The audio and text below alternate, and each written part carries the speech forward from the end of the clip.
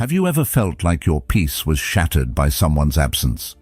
Their silence cutting deeper than any words could, their indifference weighing on you like a heavy cloud. That's the subtle, often unnoticed power of attachment. It's like handing someone the reins to your inner world, letting them decide when you rise, when you fall, and when you feel whole. Slowly, without even realizing it, you become a prisoner to their choices, their actions, their moods. But what if I told you that you don't have to live like this? What if you could reclaim your peace and strength, break free from the emotional chains that bind you? The Stoics warned us long ago. You have power over your mind, not outside events. But how many of us give that power away, letting others control our emotional state? Detaching from people, especially when it's painful, isn't about turning cold or heartless. It's about remembering who you are beneath the layers of other people's influence. It's about reclaiming your inner peace, your sense of self-worth, and your autonomy. It's about breaking the chains that you never realized you forged. If you're ready to explore how to truly let go and step into a life of clarity, peace, and strength, hit that subscribe button. This isn't just about watching a video, it's about choosing to transform your life one step at a time. Together, we'll embark on this journey of self-discovery, grounded in Stoic wisdom and the power of detachment. Emotional attachment is a curious thing. It starts off so subtly, so innocently. A smile, a shared moment, a gesture that feels like connection. Over time, you give pieces of yourself away, often without realizing it. It seems harmless at first, but little by little you begin to lose track of where you end and the other person begins. You tell yourself that love requires sacrifice, that it's normal to give part of yourself away for the sake of someone else. But what happens when you give too much? When your happiness, your peace, your emotional well-being becomes tied to someone else's actions or absence. The more you give, the more you lose. You start to shape your world around their needs, their moods, their silence. What once felt like love slowly transforms into dependency. Their behavior dictates your emotional state. The silence from them feels like a weight.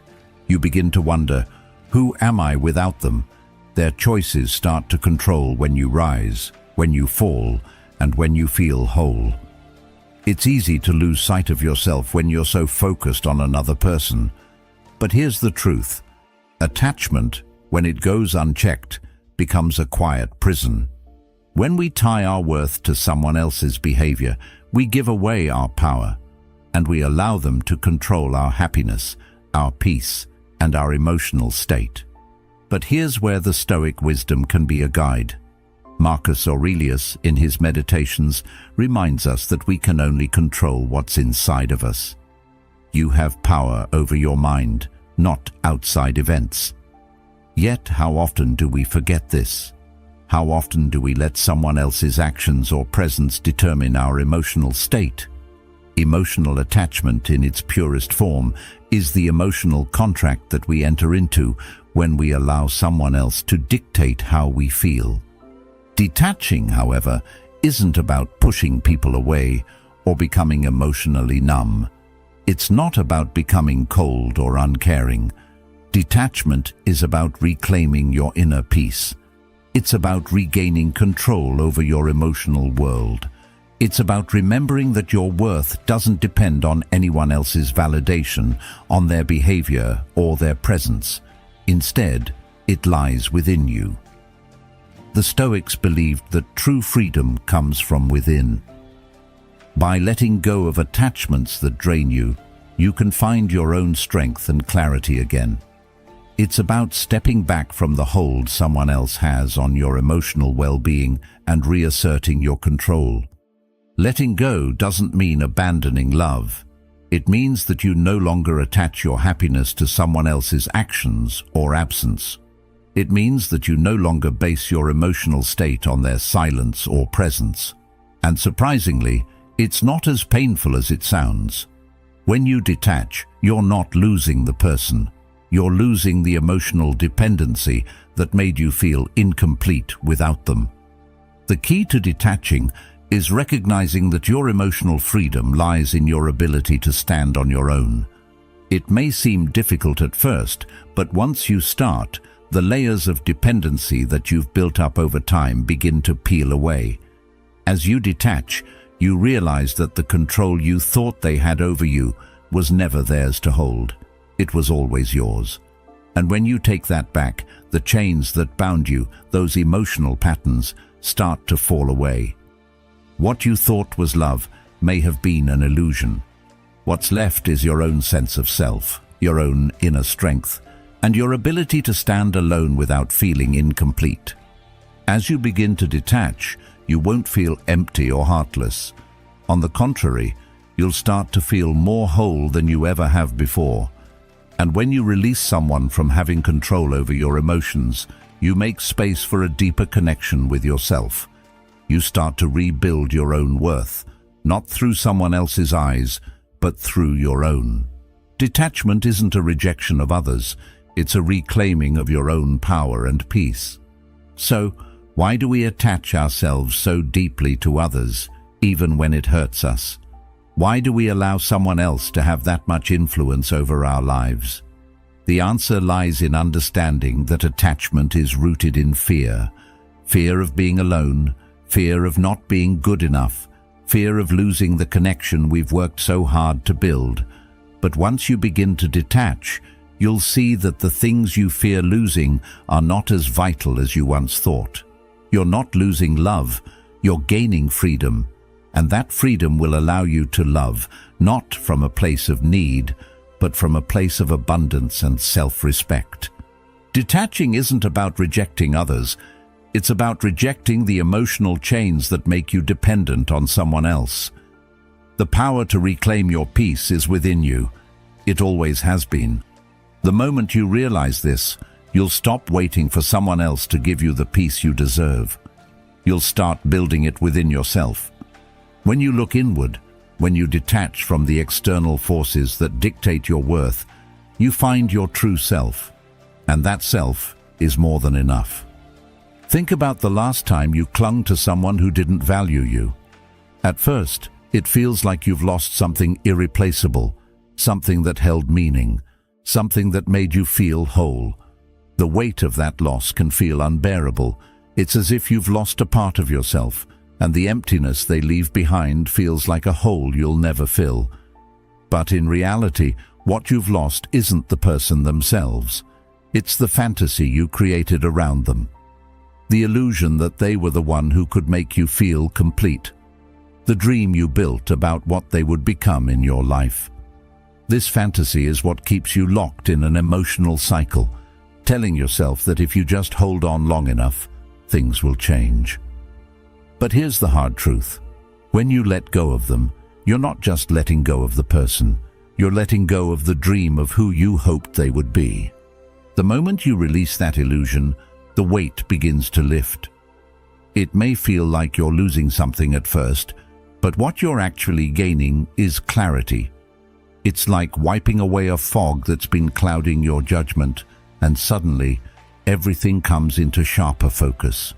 The fog of fantasy can make you believe that love is enough to make someone change or grow into the partner you've envisioned. But love, in its truest form, isn't about changing someone else to fit your needs. It's about accepting them for who they truly are, even if that means letting them go. Carl Jung once said, "I am not what happened to me. I am what I choose to become." The key to letting go is not in the person's absence, but in your ability to choose a path that no longer depends on them. The more you hold onto a person who doesn't value you, the more you betray yourself in the name of love. You start to make excuses for them, justify their behavior, and silence your inner voice that knows something isn't right. You become so attached to the idea of them that you begin to ignore the truth of who they are. You convince yourself that if you just love them enough, they'll come around, that they'll eventually see your worth. But love doesn't work that way. Real love isn't about being constantly reminded of your value by someone else. It's about recognizing your own worth, independent of how someone else treats you. When you realize this, the fog clears, and you see the situation for what it truly is. Letting go of someone who doesn't value you is one of the hardest things to do because it forces you to confront the truth that they were never the solution to your happiness. The truth is simple, though. It's not about losing something real. What you're losing is the fantasy, the dream of what could have been. And when that fantasy fades, you gain clarity. This clarity doesn't come easily, and it doesn't come without its challenges. It can feel painful at first, like a part of you is being ripped away. But once you allow that space to open, you begin to rebuild. You begin to focus on yourself, on your own growth, and on the things that truly matter. The act of letting go is not a betrayal of love. It is an act of self-love. You may feel a sense of grief, a sense of loss, but in reality, what you are doing is giving yourself the opportunity to grow. The person you thought you needed was never the key to your happiness. You were always the key to your happiness. The sooner you recognize this, the sooner you can step into the clarity that comes with letting go. And from that clarity, you can begin to see where you've been neglecting yourself, where you've been compromising your own values for someone else's. It's not easy to look at your past relationships and see how much of yourself you gave away. It's uncomfortable to realize that you may have sacrificed parts of your identity in the name of love, hoping that someone else would fill the gaps you thought existed. But once you see the truth behind those attachments, you can begin to shift your perspective. You're not losing love. You're gaining the ability to love yourself more fully. You're gaining the strength to walk away from relationships that no longer serve you and to create space for new, healthier connections. When you let go of someone who doesn't value you, you create the opportunity to connect with yourself again. You stop measuring your worth by their actions and start measuring it by your own standards. The journey of detachment is not a rejection of love. It's an acceptance of the fact that real love begins with self-love. The more you can stand in your own power, the more you attract people who value you for who you truly are, not for who they want you to be. You no longer need someone else to validate your existence. You start validating yourself. The clean break you make from the fantasy allows you to step into the freedom of your own authenticity. You stop pretending to be something you're not just to fit into someone else's version of love. You become your true self, and in doing so, you invite the kind of love into your life that is rooted in mutual respect and appreciation. This isn't an overnight change. It's a gradual process of rediscovering who you are without the influence of someone else's expectations. But every step you take in this direction is a step toward reclaiming your peace and your power. Letting go of the fantasy is not about erasing memories or pretending the past didn't matter. It's about recognizing that the person you thought you needed was never the one who would complete you. You are already whole, and when you accept that truth, you begin to see that everything you once thought you needed to be happy was already within you. The road to self-love is not always easy, but it's always worth it. Letting go allows you to create space for the life you truly deserve, one where you don't rely on anyone else's approval to feel whole. You are the key to your happiness. You always have been. Pain at its core is not something to run from. It's not an enemy to be avoided or a burden that's meant to break you. In fact, pain is one of the most valuable teachers you'll ever have. It's the kind of teacher that doesn't ask for your permission to show up, but once it arrives, it forces you to listen. Most people try to push it away, to numb it, to distract themselves from the sting, but in doing so, they miss out on the lessons it offers. The moment you start asking yourself, "What can I learn from this?" instead of "Why did this happen to me?" everything shifts. What once felt like a punishment now becomes a stepping stone to wisdom. The Stoics knew this truth. They believed that life has a way of repeating its lessons until we learn them. If we don't grasp the lesson, we'll see the same patterns play out in different forms, time and time again. But when we finally learn, when we truly understand the purpose behind the pain, that's when the cycle ends. In that moment of realization, you reclaim your power. Carl Jung said, "There is no coming to consciousness without pain." This is the paradox of pain. It doesn't just harm us, it shapes us. The kind of growth that happens in the midst of hardship is unlike any other.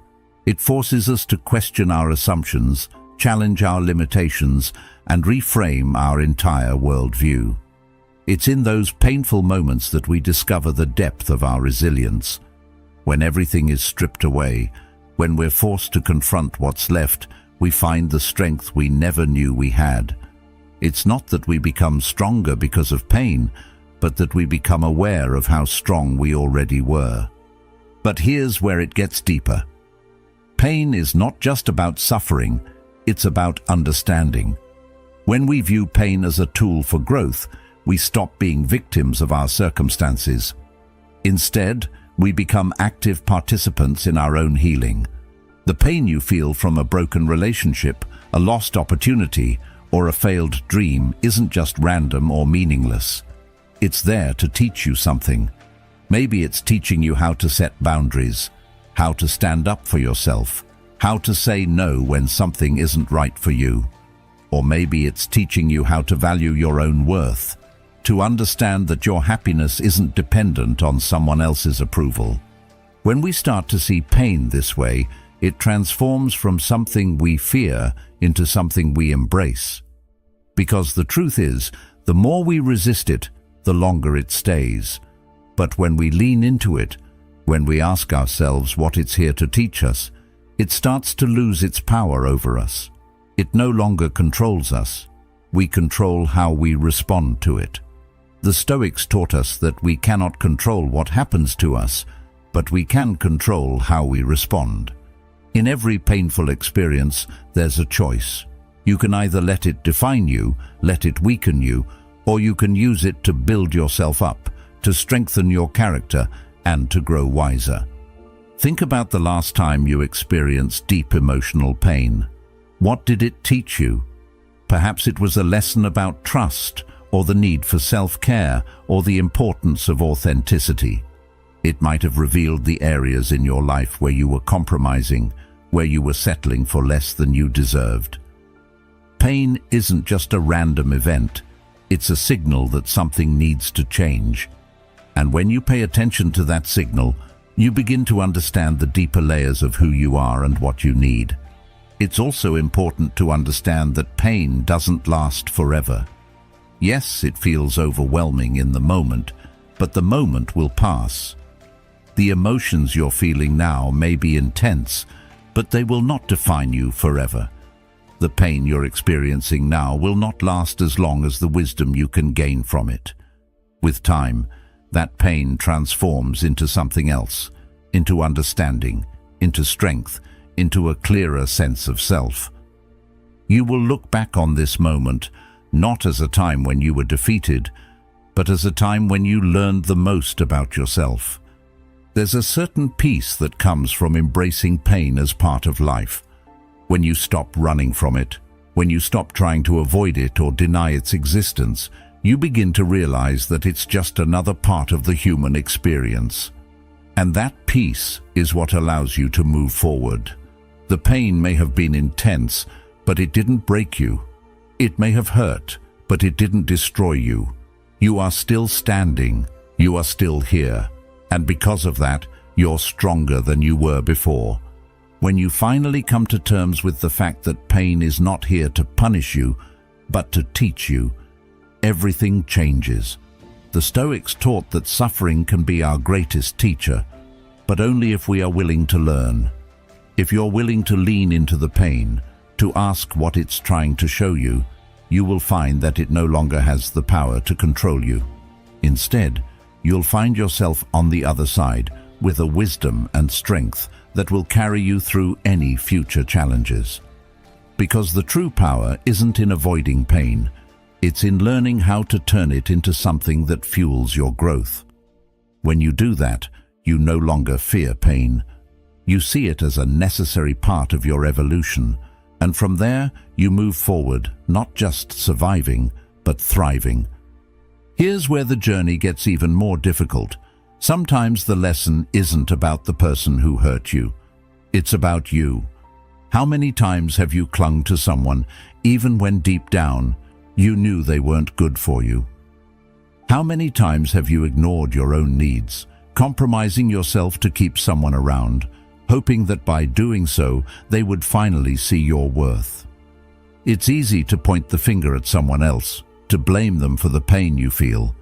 But what if the real lesson lies within you, in the way you allowed yourself to become tangled in someone else's actions, in the way you sacrificed your own peace to keep the illusion of connection alive? Facing this truth is never easy. It can feel like a gut punch, like you've been running from your own reflection, only to find that the problem was always right in front of you. But these realizations, as painful as they are necessary for growth. Every time you've given someone more of yourself than they gave you, every time you've let your boundaries blur in the name of affection, you've betrayed your own needs. Maybe it was because you were afraid of being alone, or maybe you craved validation, the kind that made you feel seen, valued, and heard. Whatever the reason, the truth is that you put someone else's needs before your own, allowing yourself to be wrapped up in their world without considering your own. And in doing so, you became lost in their patterns, their desires, their expectations. Carl Jung said, "The privilege of a lifetime is to become who you truly are." But how can you do that if you've spent so much of your life trying to be who someone else wants you to be? How can you see who you truly are when you're so tangled in the illusions of who others think you should be? The real challenge is in recognizing where you've allowed yourself to fall into those patterns.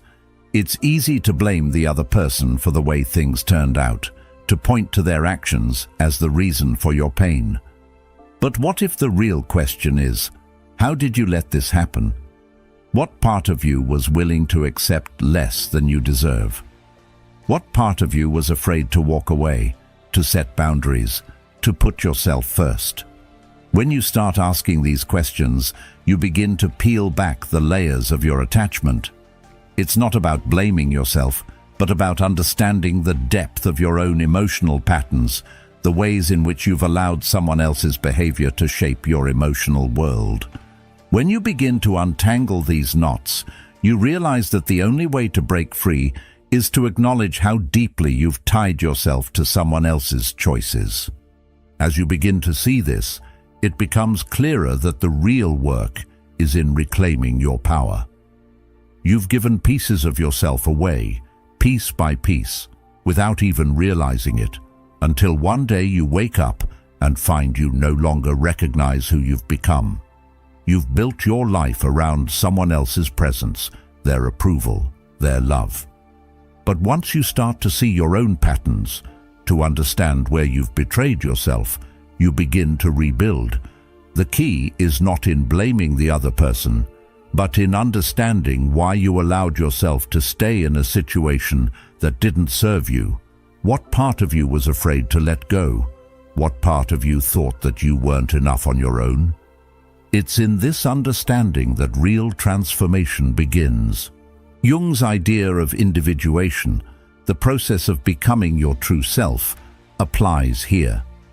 The first step in that journey is acknowledging the patterns you've been living in and realizing that they were never truly your own. You were living according to someone else's script, letting their actions dictate how you felt about yourself. The real journey starts when you reclaim your story, when you stop allowing someone else's choices to define your happiness.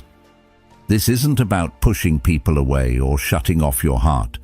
It's about recognizing that your emotional well-being is not reliant on anyone else but you. In this process, you'll likely uncover some uncomfortable truths. You may realize that you've been accepting behavior that you wouldn't accept from anyone else. You may see how your fear of being alone led you to settle for less, how your need for validation led you to give away your peace. These realizations sting, but they're also the catalyst for real change. When you begin to see where you've betrayed yourself, where you've allowed your needs to go unmet in favor of someone else's, you begin to understand the depth of your attachment. You start to recognize the patterns you've been living in, and from there, you can start to untangle yourself. The process of letting go doesn't happen overnight. It's a gradual, sometimes painful journey of understanding who you are, apart from the person you thought you needed. It's about rediscovering your own worth, your own value, without relying on someone else's approval to confirm it. It's in this space of detachment that you find your true power. And once you've untangled yourself from the emotional patterns that have kept you stuck, you'll realize that the only thing standing in the way of your freedom was you.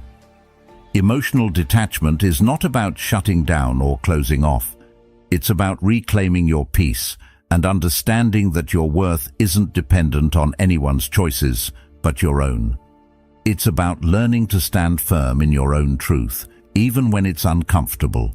When you face your patterns, you stop repeating the same mistakes, you stop falling for the same illusions, and you start creating the life you deserve.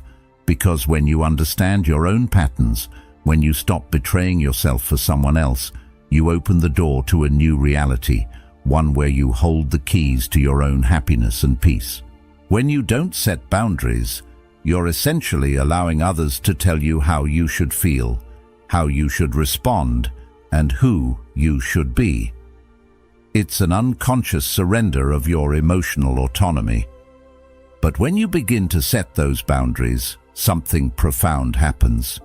You take back control. You begin to decide what is acceptable and what isn't in your life, in your relationships, and in your emotional world. Setting boundaries is an act of self-respect. It's a commitment to yourself, a declaration that your peace, your energy, and your time are valuable.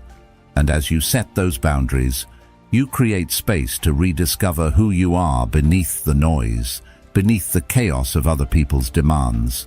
Many of us fear setting boundaries because we don't want to upset others.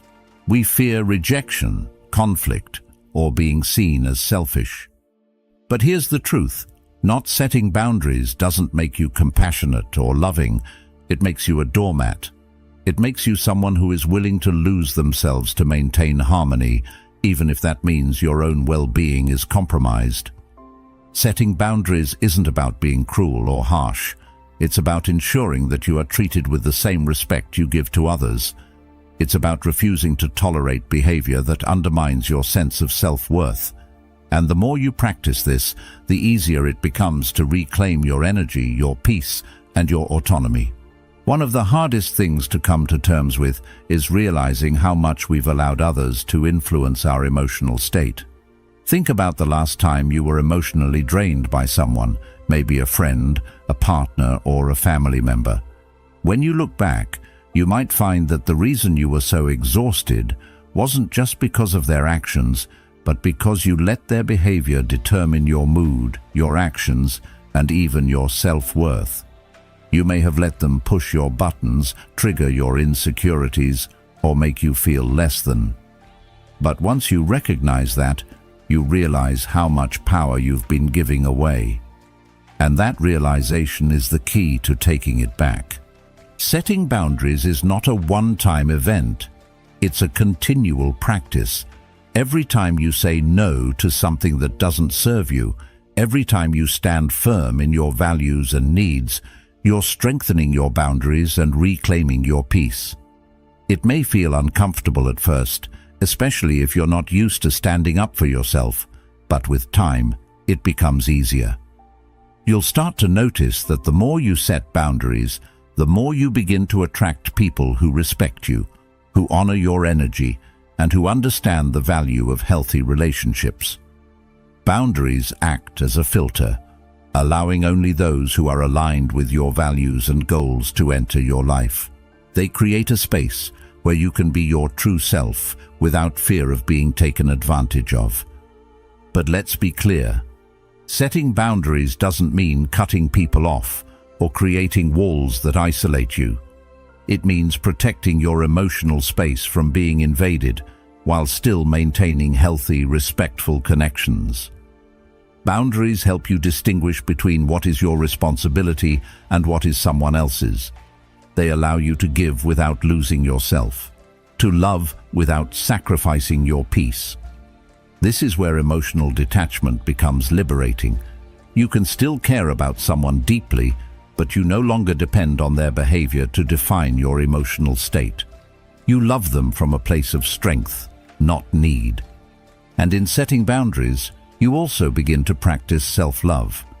You begin to honor your own needs, your own desires, and your own limits. This is the essence of reclaiming your power. The more you prioritize your own peace, the more you build a foundation of inner strength that nothing can shake.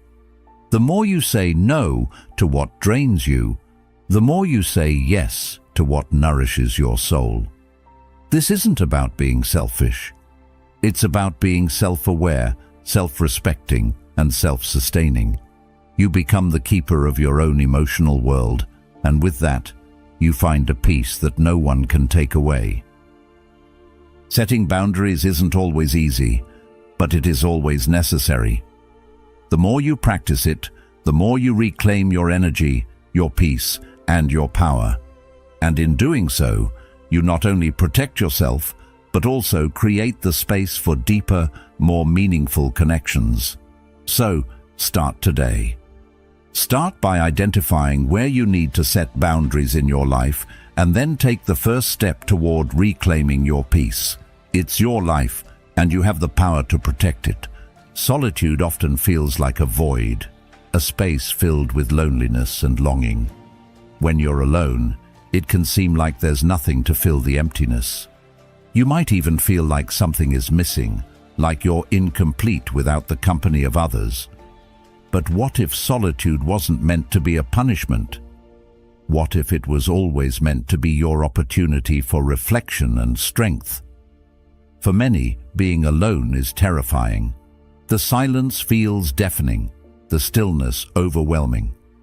But in reality, it's precisely in these moments of solitude that you have the chance to meet your true self, without the noise and distractions of the world. Solitude, when embraced, isn't weakness, it's power. Emotional detachment requires a similar practice, the willingness to face yourself without any external distractions.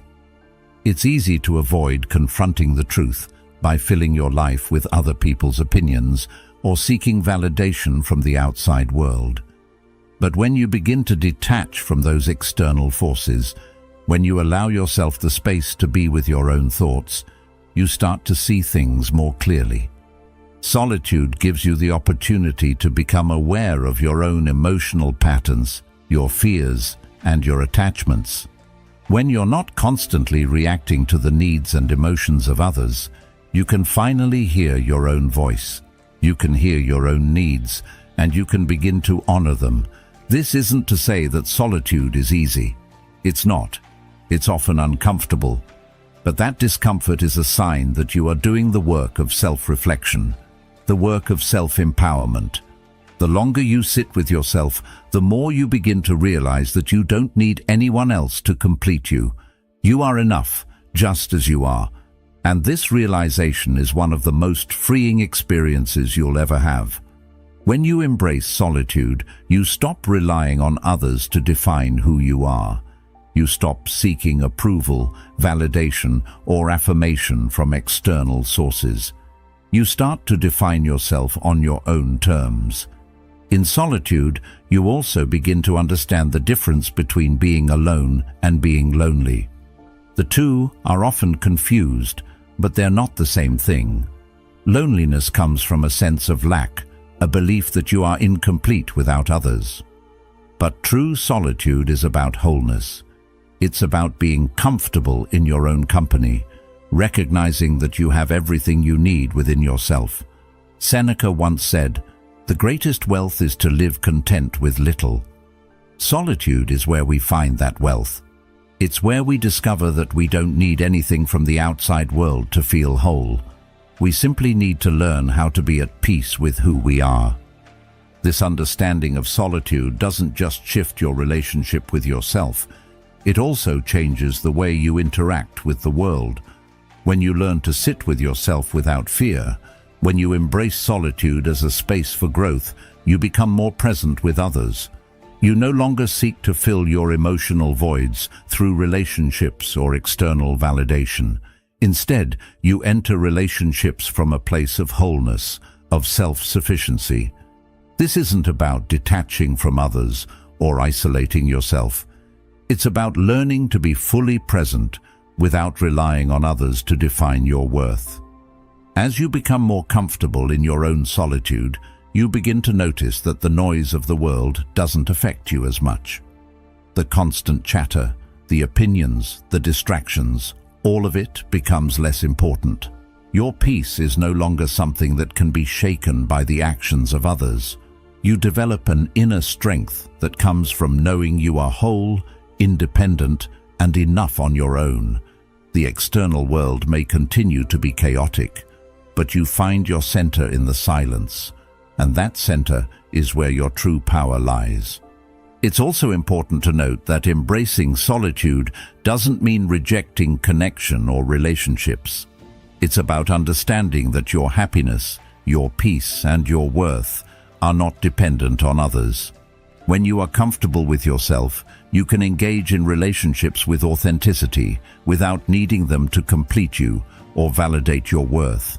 You can give love freely without fear because you no longer need anything in return to feel whole. This is the true power of detachment, learning to stand strong in your own identity while also being open to connection. Solitude, when embraced as a tool for self-growth, becomes your greatest ally. It's not something to fear or avoid. It's a space for discovery, healing, and strength. And as you continue to embrace this solitude, you'll find that you become more in tune with your own needs, your own desires, and your own truth. It's in these quiet moments that you begin to realize that everything you've been searching for outside of yourself has always been within you. The world will tell you that closure comes from someone else, a conversation, an apology, an explanation. They make it sound so simple, don't they? Just wait for that apology, hear that explanation, and everything will fall into place. But let me tell you something that might be hard to hear. True closure doesn't come from them. It comes from within you. It's the moment you decide that you no longer need them to complete you. You no longer need their validation, their approval, or their apology. You realize that the power to move forward, to heal, and to reclaim your peace has always been in your hands. We've all been there, waiting for the right words, the right moment, the right sign to finally let go. We cling to the idea that if they just say what we need to hear, if they just offer the apology we think we deserve, it will erase the hurt. But the truth is, nothing outside of you can heal what is inside of you. It's a tough pill to swallow because for so long we've been taught to look outward for validation. We've been told that we need others to give us the answers, to fix what's broken. But real power, real healing, comes when we stop waiting for someone else to give us the closure we seek and start giving it to ourselves. This is one of the hardest truths to accept. Closure is not something you find. It's something you create. It's not something that happens when the other person apologizes or when you get the answers you've been longing for. It's something you have to choose to make happen in your own time and in your own way. When you realize that you no longer need anything from the person who hurt you, you take back your power. When you let go of the idea that their actions or words will ever make you whole again, you free yourself. This is what true emotional freedom looks like. It's not in waiting for them to come to you. It's in realizing that your healing has always been in your hands. This shift in mindset is profound because it changes the way you view your emotional world. It stops being about what you're owed and starts being about what you're willing to give yourself. Carl Jung once said, "The most terrifying thing is to accept oneself completely."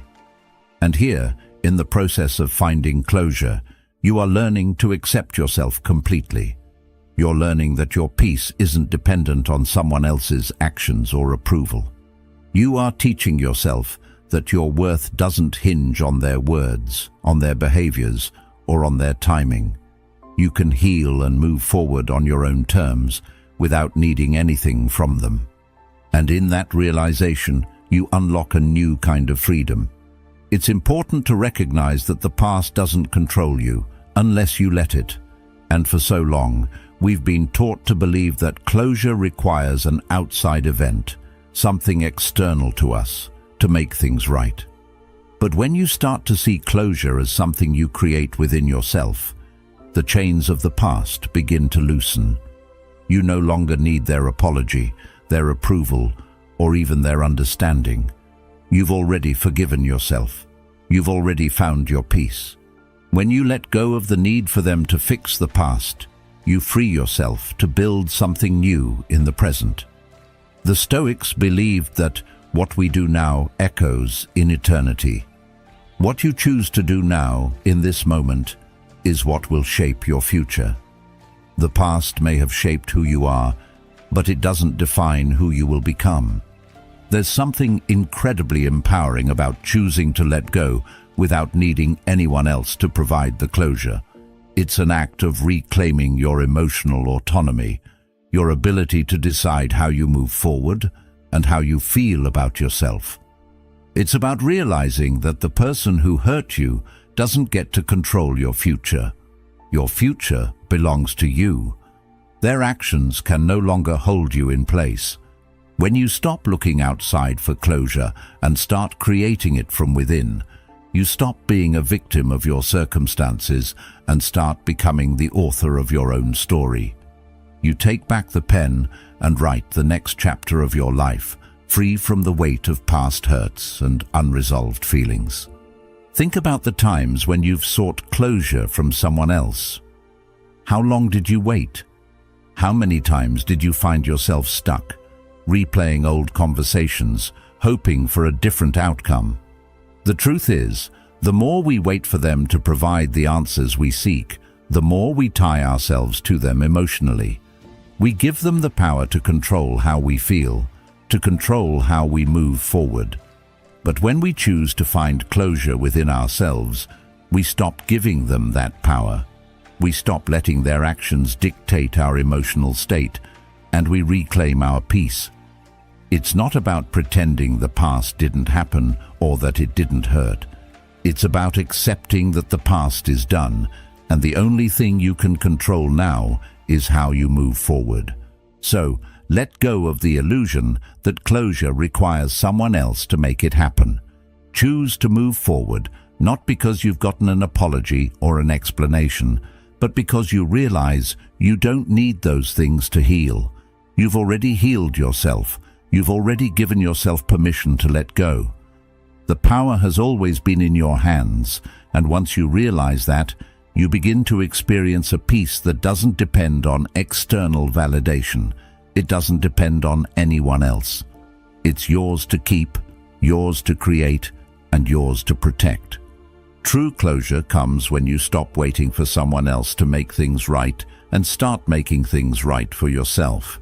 In that moment, you're not just moving on from the past, you're stepping into a future where you hold the keys to your own happiness, peace, and freedom. That's where the real power lies. Once you've let go, once you've reclaimed your peace, the real work begins, creating the life you want. It's not enough to simply detach from what no longer serves you. Detaching is just the first step. The true transformation happens when you start redirecting your energy towards something meaningful, something that nourishes you and helps you grow. For so long, You may have spent your time and energy on someone else's emotional needs, their demands, their wants. But when you finally break free, that same energy can be channeled into your own life, your own dreams, and your own growth. The love you once gave to someone who didn't appreciate it can now be turned inward towards yourself. It's in this shift that your life begins to take on a new purpose. Think about it for a moment. How many times have you given more than you had, trying to fill a void or make someone else happy, even at the expense of your own well-being? How many moments did you let slip by, hoping someone would value you the way you deserved, only to find yourself emotionally drained and unfulfilled? That was survival mode. You were just getting by, reacting to the emotional chaos of others, putting out fires that didn't belong to you. But now, with your peace reclaimed, you have the opportunity to step out of that cycle and into a life of intention. It's no longer about waiting for things to happen. It's about creating the life you truly desire. It's easy to fall into the trap of wondering why things didn't work out, of feeling like a victim of circumstances. But the moment you let go of that mentality is the moment you reclaim your power. You begin to understand that your past, no matter how painful, is simply the foundation upon which you can build a new life. Pain, betrayal, and loss are no longer chains that hold you back. They are the raw materials for the life you're about to create. You are no longer the person who waits for external validation or approval. You are the person who takes responsibility for your own happiness, your own growth, and your own future. This shift requires a commitment to yourself, an investment in your own growth. It's not enough to just let go of the past. You must actively choose what to do with your present and future. Perhaps it's time to pick up that passion you've put aside for so long, or to nurture the relationships that bring out the best in you. Maybe it's time to find a new sense of purpose, one that fulfills you from the inside, rather than depending on someone else's recognition or love. This is where true power lies, in taking the energy that once went into someone else and focusing it on what truly matters to you. As you begin this journey of rebuilding, you'll find that you are capable of so much more than you once thought. The strength that you've developed through your hardships, the wisdom you've gained from your experiences, becomes the foundation for your next chapter. This isn't about forgetting the past or pretending the hurt never happened. It's about acknowledging the pain, honoring the lessons it's brought, and using that understanding to fuel your future. You stop asking, "Why did this happen to me?" because you've realized that the question no longer serves you. The new question is, what will I build with this newfound strength? You begin to see that everything you've gone through, the heartache, the struggles, the moments of doubt, has equipped you with a unique set of tools. It has shaped you into someone who understands the value of their time, their energy, and their worth. You no longer waste your resources on people or situations that drain you. Instead, you invest them in things that nourish you, that help you grow, and that bring you closer to becoming the person you've always been capable of being. It's in this phase of rebuilding that you discover your true potential. The process of creating the life you want isn't easy, and it's not instant. It's a gradual evolution, a continuous process of growth. But with every step, you get closer to the version of yourself that you were always meant to be.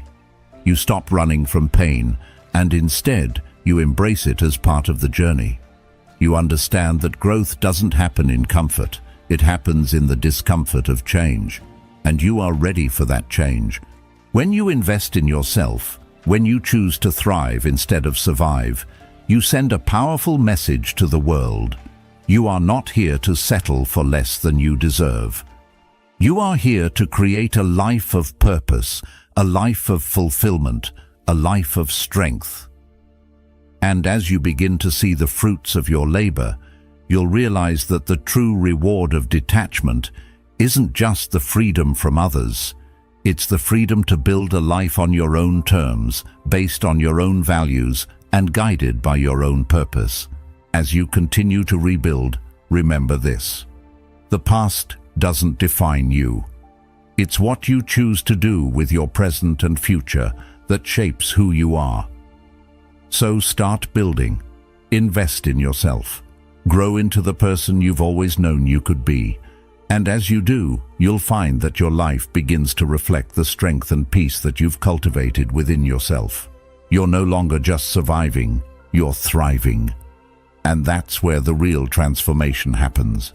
You've taken the first step towards rebuilding your life with intention. Remember, it's not about what you've lost, it's about what you're choosing to create. The power to transform your life is already within you. Now, it's time to put that power to work and start building the life you deserve. If this message resonated with you, take a moment to subscribe and stay part of this journey of growth and self-discovery. And don't forget to check out one of the suggested videos on the screen to continue your path toward peace and strength. Thank you for being a part of Stoic Journal. Keep growing, keep evolving, and remember, the best is yet to come.